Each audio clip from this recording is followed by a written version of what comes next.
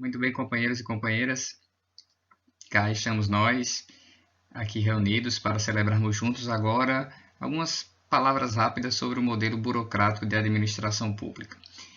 O modelo burocrático tem o seu link com o modelo patrimonialista a partir de uma grande crise econômica a nível mundial, que foi a quebra da Bolsa de Valores de Nova York. Essa grande crise econômica ela causou o enfraquecimento das oligarquias locais, as oligarquias que representavam a fonte de poder do então modelo patrimonialista, e com esse enfraquecimento, principalmente enfraquecimento econômico, passa a ganhar mais força na administração pública as propostas burocráticas, inspiradas na teoria da burocracia do companheiro Webinho, Webinho para os íntimos, Max Weber para os não íntimos. Então, são sobre essas propostas da teoria da burocracia aplicada à administração pública que nós vamos falar um pouco agora. Vamos lá. Muito bem. A gestão pública burocrática ela foi introduzida no Brasil a partir da segunda metade dos anos 30, durante o governo do companheiro GG, do companheiro Getúlio Vargas. Tornou-se necessário a implementação desse modelo frente à necessidade de acelerar a industrialização brasileira, principalmente pela demanda da burguesia capitalista, que passava a ganhar força em detrimento do enfraquecimento das oligarquias mais ligadas à produção do campo, ligadas à agricultura. Também já se reclamava, já se sentia efeitos negativos dos índices de corrupção e nepotismo que existiam na administração pública até então. E as propostas burocráticas viriam, assim, para tentar diminuir, para combater esses indicadores de corrupção e nepotismo. Aparentemente não surtiram muito efeito não, né? Tendo visto o que a gente encontra até os dias de hoje. Com essa reforma, com essa mudança de modelo que predominava ou predomina na administração pública, a administração então passa a sofrer um processo de racionalização com o surgimento das primeiras carreiras burocráticas e a adoção do concurso como forma de acesso ao serviço público. É válido dizer que esse concurso, obviamente, não era nos moldes que nós conhecemos hoje, né? Mas já era uma espécie de processo seletivo para ingresso na administração pública. Muito bem, sobre essa gestão pública burocrática, temos aqui algumas influências. Ela foi influenciada pelo modelo weberiano, como eu já falei agora há pouco. Foi influenciada pelos estudos do companheiro Taylor sobre a administração científica. Lá na aula do modelo patrimonialista, eu comentei um momento que as decisões não tinham nenhum cunho científico. Já o modelo burocrático tenta trazer para a administração pública essas decisões mais racionais, ou baseado em dados mais científicos. E um outro ponto de influência do modelo burocrático são as sociedades fordistas, a ideia da especialização do sujeito com conhecimento técnico para desempenhar determinadas tarefas. Caracteriza-se então esse modelo burocrático pela regulamentação das atividades e padronização dos procedimentos, de maneira que, para realizar uma determinada tarefa, o sujeito deve seguir rotinas já previamente estabelecidas. Ele não vai realizar a tarefa da forma como acha mais conveniente. Ele vai realizar de acordo com o que está dito no manual que é para ele fazer. Para quem já tem mais experiência, já teve alguma experiência de emprego, talvez tenha recebido um manual do empregado no local onde trabalhou, seja numa instituição pública ou privada. Esse manual do empregado contém lá as atribuições do sujeito, o que é que ele vai desempenhar, a quem ele se reporta dentro da organização. Essas informações, por exemplo, também estão contidas nos editais de concurso, né? Quando a gente consulta um edital de concurso, lá está descrito, por exemplo, as atribuições do sujeito. Esse é um exemplo de padronização de procedimentos trazido como característico do modelo burocrático. As organizações, então, nesse modelo, são planejadas e operadas como se fossem máquinas. Aí vem a metáfora mecanicista, que representa ou que está representada na expressão clássica, como nós conhecemos, ou como chamamos, o senso comum chama a administração pública, de máquina pública, né? E aí uma outra característica desse modelo, que depois serve de crítica para os defensores do modelo gerencial, que a gente vai falar mais à frente. Os defensores do modelo gerencial criticam o modelo burocrático, dizendo que ele inchou demais a máquina pública. Então temos aí como característica, né, a ampliação da administração direta, a criação de algumas organizações paraestatais, como o Sistema S, a Legião Brasileira de Assistência, que aqui em Natal já houve um prédio da LBA, que fica ali na esquina da Alexandrino com a 9. Criou-se também nesse período de vigência do modelo burocrático INSS, houve o MOBRAL, o Movimento Brasileiro de Alfabetização, dentre outras características. É válido comentar sobre essa ampliação da atuação do Estado que ocorreu durante o modelo burocrático de administração pública, que, no que diz respeito às políticas sociais, o modelo burocrático esteve vigente no mesmo período do Estado do Bem-Estar Social, defendido pelo John Keynes, que pregava que caberia ao Estado oferecer políticas públicas para a população do berço ao túmulo.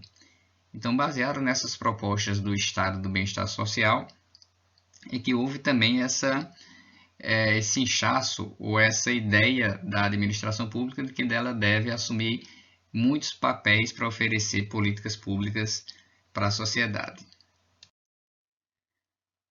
Vamos então a algumas características do modelo burocrático segundo Weber. Temos o caráter legal das normas e regulamentos, a ideia de que para o gestor público só é possível fazer aquilo que a lei determina. O caráter formal das comunicações por meio de documentos específicos. Eu coloquei aqui memorando, mas hoje, pelo menos segundo o Manual de Comunicação da Presidência da República, esse documento memorando já não existe mais. Existe o ofício interno e o ofício externo.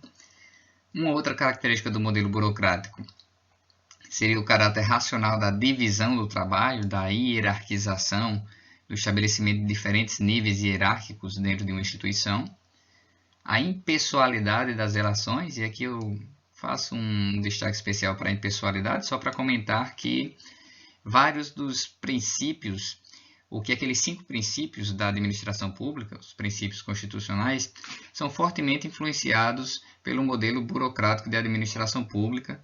Aqui temos o exemplo de o princípio da impessoalidade. A hierarquia de autoridade, a ideia da não insubordinação do sujeito dentro do espaço organizacional, rotinas e procedimentos padronizados, comentei sobre isso agora há pouco, a ideia da competência técnica para assumir determinados cargos, em tese é isso que o concurso oferece, e ainda a questão da meritocracia. Dependendo do desempenho do sujeito dentro da organização, ele poderia ser premiado por esses méritos, sendo que essa meritocracia ela vai ser mais ponto de pauta no modelo gerencial do que propriamente no modelo burocrático. Mas a ideia em si surgiu aqui como proposta desse modelo. A especialização da administração, que é o sujeito ter uma competência mais específico, um conhecimento maior naquela atividade que ele desenvolve, a profissionalização dos participantes, que em tese é para isso que vocês estão estudando, e a previsibilidade de comportamento. Aí aqui talvez esteja o X da questão. Weber imaginava que, feito todos esses itens, alcançados todos esses itens dentro da organização, haveria então uma previsibilidade no comportamento do sujeito. No entanto, isso não aconteceu. Essa não previsibilidade acabou gerando algumas disfunções da burocracia, que é o que a gente vai ver no slide seguinte. Muito bem. Sobre as disfunções da burocracia, vamos comentar sobre algumas delas. Primeiramente, falar sobre o apego excessivo às regras. A ideia de que, se está dito que é para eu fazer, enquanto servidor público eu faço, se não está dito eu não faço, sem considerar algo que talvez seja importante na hora de tomar a decisão, que seria o bom senso. Uma outra disfunção seria o formalismo ou papelório, o excesso de papel. Talvez já tenha feito algum comentário em sala de aula, da época que era estagiário, que ia nas organizações ou de um setor para outro dentro da organização e tinha que levar 2 cópias do mesmo documento, do mesmo memorando na época, e ainda levar um livro de protocolo para quem assinasse o documento, para quem recebesse o documento, então assiná-lo. Uma terceira disfunção seria a resistência à mudança. Também já fiz algumas brincadeiras contando algumas histórias em sala de aula, de uma instituição na qual uma senhora servidora se recusou a fazer, à época, o curso de computação, alegando que se fizesse seria mais trabalho para ela dentro da instituição. Uma quarta disfunção seria o excesso de hierarquia ou a quantidade de níveis hierárquicos dentro da organização. E um destaque especial para esta disfunção, o foco nos processos. Algo que vai diferenciar o modelo burocrático do modelo gerencial. O modelo burocrático tem foco nos processos, no como realizar as atividades, uma preocupação maior com a eficiência, com a utilização dos recursos. Já o modelo gerencial, que vamos discutir mais à frente, tem o seu foco nos resultados, ou na preocupação com o que é entregue à população, com a eficácia. Mais à frente vamos discutir um pouco mais sobre isso, mas já me parece muito questão de prova. Uma outra disfunção seria a utilização intensiva de sinais de autoridade, como a sala gigante para o secretário, diretor, com uma mesinha lá no final, de maneira que quando o servidor tem que entrar na sala, ele já vai de cabeça baixa, se deslocando até chegar ao secretário no final da sala. Um estacionamento reservado também, embaixo daquela sombra, daquela árvore, com a plaquinha apenas para o diretor, apenas para o secretário.